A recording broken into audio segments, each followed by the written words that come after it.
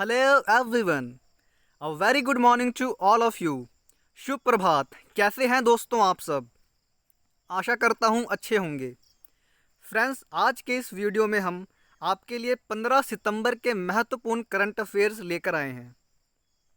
उससे पहले फ्रेंड्स, अगर आपने हमारा चैनल सब्सक्राइब नहीं किया है तो तुरंत कर लीजिए और बेल आइकन प्रेस कर दीजिए ताकि हमारे लेटेस्ट अपडेट्स आपको तुरंत मिल सकें।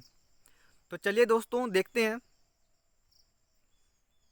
पहला है Rajesh Khullar, a senior bureaucrat from Haryana cadre, has been appointed as executive director in the World Bank, Washington. He will have a tenure of 3 years. Haryana cadre के सीनियर अधिकारी राजेश खुल्लर को वर्ल्ड बैंक का एग्जीक्यूटिव डायरेक्टर नियुक्त किया गया। इनका कार्यकाल 3 वर्ष का रहेगा। राजेश खुल्लर, जो कि हरियाणा कैडर के सीनियर अधिकारी हैं, उनको वर्ल्ड बैंक का एग्जीक्यूटिव डायरेक्टर नियुक्त किया गया है।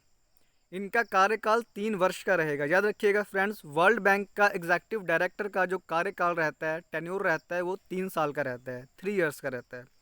ओके, वर्ल्ड बैंक के बारे में कुछ इंपॉर्टेंट बातें जान लेते हैं। वर्ल्ड बैंक की फॉर्मेशन, स्थापना 1944 में हुई थी। इसका हेड क्वार्टर जो है वो वाशिंगटन डीसी में है। वाशिंगटन डीसी यूएस में। Okay, president of world bank का प्रेसिडेंट कौन है? तो डेविड मेलपास है प्रेसिडेंट वर्ल्ड बैंक का। ओके, चीफ फाइनेंशियल ऑफिसर, मुख्य वित्त अधिकारी एंड मैनेजिंग डायरेक्टर जो है वर्ल्ड बैंक का, वो अंशुला कांत है। Very important, Anshula Kant Indian है।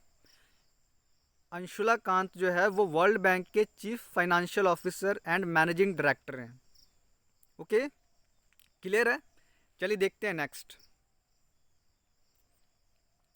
Janata Dal United parliamentarian Harivansh Narayan Singh, re-elected as deputy chairman of the upper house, Rajya Sabha by voice vote. The opposition has fielded Manoj Jha, an RJD MP, against Harivansh Narayan Singh.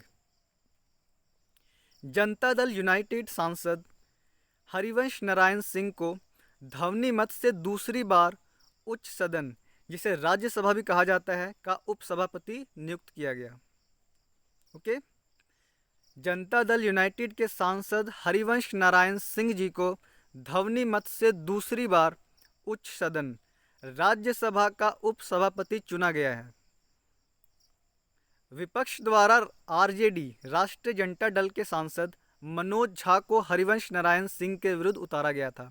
याद रखिएगा friends, Harivansh Narayan Singh जो हैं वो री-इलेक्ट हुए हैं as the deputy chairman, उपसभापति राज्यसभा के। ठीक है, हरिवंश नारायण सिंह के अगेंस्ट, उनके अपोजिट में मनोज झा जी को उतारा गया था, जो राष्ट्रीय जनता दल के सांसद हैं, आरजेडी के सांसद हैं। ओके फ्रेंड्स, हरिवंश नारायण सिंह जो हैं वो जर्नलिस्ट थे, पहले एक journalist turn politician. Harivansh Narayan Singh is a member of parliament from Bihar. Harivansh Narayan Singh जो हैं वो बिहार से सांसद हैं। पहले जर्नलिस्ट थे। जर्नलिस्ट रहते इन्होंने जो बिहार में चारा घोटाला हुआ था उसको उजागर करने में महत्वपूर्ण भूमिका निभाई थी। Okay, he was played a prominent role in Bihar food scam. याद रखिएगा दोस्तों। क्लियर है? नेक्स्ट देखते हैं। द क्लिनिकल ट्रायल ऑफ कोविड-19 vaccine AstraZeneca has resumed in UK after a temporary halt. The COVID-19 vaccine are being developed by AstraZeneca and Oxford University. In India, the trial are being conducted by Pune-based Serum Institute of India, which has an agreement with AstraZeneca to produce the vaccine. AstraZeneca नामक कोविड-19 दवा का clinical trial United kingdom में दोबारा शुरू किया गया। AstraZeneca नामक कोविड-19 दवा का क्लिनिकल ट्रायल यूनाइटेड किंगडम में दोबारा शुरू किया गया। एक सप्ताह पहले फ्रेंड्स, एस्ट्राजेनेका का जो क्लिनिकल ट्रायल है उसे रोक दिया गया था, लेकिन अब इसे फिलहाल दोबारा शुरू कर दिया गया है। कोरोना वायरस की दवाई एस्ट्राजेनेका नामक कंपनी और ऑक्सफोर्ड विश्वविद्यालय द्वारा संयुक्त रूप से बनाया जा रहा है। जो कोविड-19 की वैक्सीन है ये एस्ट्राजेनेका एक मल्टीनेशनल कंपनी है और ऑक्सफोर्ड यूनिवर्सिटी, ये दोनों मिलकर बना रहे हैं। ओके। भारत में कोरोना वायरस की दवा बनाने का कार्य Pune based serum institute AstraZeneca नामक कंपनी के साथ कर रही है। भारत में जो कोरोना वायरस की दवा बन रही है उसको बनाने का काम पुणे बेस्ड सीरम इंस्टीट्यूट और एस्ट्राजेनेका नामक कंपनी एक साथ कर रहे हैं। याद रखिएगा फ्रेंड्स, एस्ट्राजेनेका जो है वो इंडिया में भी अपना क्लिनिकल ट्रायल कर रही है। किसके साथ कर रही है? पुणे बेस्ड सीरम इंस्टीट्यूट के साथ। ओके, चलिए देखते हैं next. Hindi Divas is celebrated on 14 September in India. Hindi Divas is celebrated on 14 September in India. Hindi Divas is celebrated on 14 September because on this day in 1949, Constituent Assembly of India had adopted Hindi as official language of India. Bharat में 14 सितंबर को हिंदी दिवस मनाया गया। हर साल 14 सितंबर को भारत में हिंदी दिवस इसलिए मनाया जाता है क्योंकि 1949 में 14 सितंबर को ही संवैधानिक सभा द्वारा हिंदी को कार्यालयिक भाषा स्वीकार किया गया था। भारत में 14 सितंबर को हिंदी दिवस मनाया गया। 14 सितंबर को ही हिंदी दिवस क्यों मनाया जाता है? तो फ्रेंड्स, इसका रीजन है कि 14 सितंबर 1949 में कॉन्स्टिट्यूएंट असेंबली जो थी, संवैधानिक सभा, उसने हिंदी को ऑफिशियल लैंग्वेज स्वीकार किया था, हिंदी को कार्यालयिक लैंग्वेज स्वीकार किया था। याद रखिएगा, 19 सितंबर 1949 को कॉन्स्टिट्यूएंट असेंबली संवैधानिक सभा द्वारा हिंदी को कार्यालयिक भाषा स्वीकार किया गया था। इसलिए हम 14 सितंबर को हर वर्ष हिंदी दिवस मनाते हैं। ओके, हिंदी के बारे में कुछ महत्वपूर्ण बातें जान लेते हैं। आर्टिकल 351 में एक आर्टिकल दिया गया है जो है directive for development of Hindi language. Okay, directive for development of Hindi language 351 में हिंदी लैंग्वेज की डेवलपमेंट के लिए दिशा निर्देश दिए गए हैं। ओके फ्रेंड्स, क्लियर है? चलिए देखते हैं next. Austria's Dominic Thiem defeated Alexander Zverev to win the men's singles title at the 2020 US open tennis tournament. It was Thiem's first grand slam title. It was happened the first time in the US Open era that a player had recovered after losing first two sets to win the title.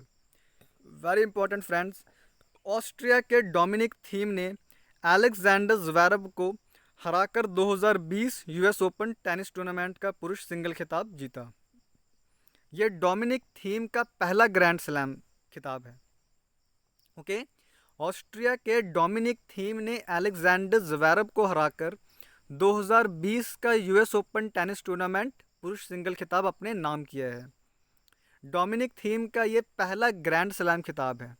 Okay, ऐसा US open के इतिहास में पहली बार हुआ जबकि खिलाड़ी पहले 2 set हारने के बाद भी जीत गया। It's the first time happened in US Open era history that a player had recovered after losing first 2 sets to win the title. Okay, वहीं अगर हम महिला सिंगल खिताब की बात करें तो महिला सिंगल खिताब नाओमी ओसाका, जापान की नाओमी ओसाका ने अपने नाम किया। ओके, क्लियर है? चलिए देखते हैं next. Bahrain and Israel have agreed to establish diplomatic ties between each other. Bahrain is the second nation after UAE to recognize Israel. Bahrain और इजराइल एक दूसरे के बीच राजनयिक संबंध स्थापित करने के लिए तैयार हुए। बहरीन और इजराइल एक दूसरे के साथ राजनयिक संबंध के लिए तैयार हुए। यूनाइटेड अरब एमिरेट्स यूएई के बाद बहरीन दूसरा अरब देश है जिसने इजराइल को स्वीकार किया है, इजराइल के साथ डिप्लोमेटिक संबंध स्थापित किए हैं। वेरी इंपॉर्टेंट फ्रेंड्स, पहला जो था वो यूनाइटेड अरब एमिरेट्स था, यूएई, जिसने इजराइल के साथ रिलेशन स्थापित किया है। अब बहरीन भी है जिसने इजराइल को स्वीकार कर लिया है। Okay friends, two states theory आपने सुना होगा टू स्टेट्स थ्योरी के बारे में, अगर नहीं सुना तो जान लीजिए। Two states theory related with Israel and Palestine, very important, can we come in an exam, okay. Two states theory related with Israel and Palestine, clear है फ्रेंड्स। नेक्स्ट देखते हैं, Yoshihide Suga, Yoshihide Suga to be the next prime minister of Japan, Yoshihide Suga to be the next Prime Minister of Japan. He was elected as the new head of the Japan's ruling party. Japan के नए प्रधानमंत्री योशीहाइड सुगा होंगे। याद रखिएगा, योशीहाइड सुगा Japan के नए प्रधानमंत्री होंगे, ओके। योशीहाइड सुगा को जापान के रूलिंग पार्टी का नया अध्यक्ष चुना गया है। योशीहाइड सुगा को जापान के रूलिंग पार्टी का नया अध्यक्ष चुना गया है। वेरी इंपॉर्टेंट फ्रेंड्स, जरूर याद रखिएगा। Formally Yoshihide Suga is the chief cabinet secretary of Japan. प्रधानमंत्री बनने से पहले योशीहाइड सुगा जो हैं वो चीफ कैबिनेट सेक्रेटरी थे जापान के। Yoshihide Suga before becoming prime minister of Japan was chief cabinet secretary of Japan, okay, clear है। चलिए देखते हैं next. Former union minister and veteran leader of Rashtriya Janata Dal RJD Raghuvansh Prasad Singh passed away. Former union minister and veteran leader of RJD Raghuvansh Prasad Singh passed away. He was a member of 15th Lok Sabha from Vaishali constituency of Bihar. He was a member of 15th Lok Sabha from Vaishali constituency of Bihar.